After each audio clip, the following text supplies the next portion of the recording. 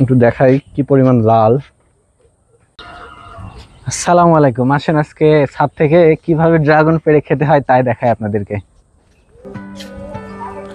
Dragon আসলে এমন জায়গায় ধরেছে, এই জায়গায় যাওয়া একটু কষ্ট, কাটাও আছে, তারপরও যাওয়া তো লাগবে। এই যে দুইটা ড্রাগন ধরে আছে এই জায়গায়, ওটা দেখেন, এই যে একটা।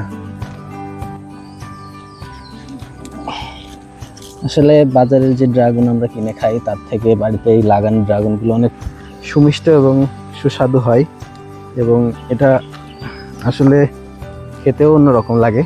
পাশের গাছে আরেকটা আছে, এটা এই গাছটাই মূলত আমাদের প্রথম লাগানো, আমার বড় ভাইয়ের হাতের। তো যাওয়ার পর গাছগুলোর অবস্থাও খারাপ, এখন আর যত্ন হয় না সেরকম। তো এই গাছের ফল অনেক বড় বড় হয়, গাছটাও অনেক বড়, এই গাছের থেকে সবগুলো গাছ বানানো। তো এই যে ফলের সাইজটা বেশ বড় হয়। বর্ষাকালে ড্রাগনে একটু পিঁপড়া ওঠে, সেক্ষেত্রে আপনারা চাইলে শ্যাম্পু গুলিয়ে বা ডিটারজেন্ট গুলিয়ে এটাতে স্প্রে করতে পারেন। সাইজটা দেখেন, প্রায় 250 গ্রাম 300 গ্রাম হবে, আর বাড়ির ড্রাগনের একটু ওজন বেশিই হয়।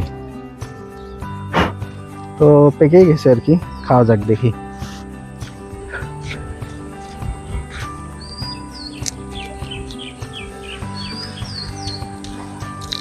কোনো সার ওষুধ ছাড়াই আপনারা চাইলে এভাবে গাছে ছোট ছোট টবে ড্রাগন লাগিয়ে খাইতে পারেন। একটু দেখাই কি পরিমাণ লাল এবং খেতে অনেক সুস্বাদু, আসলে অনেক সুস্বাদু।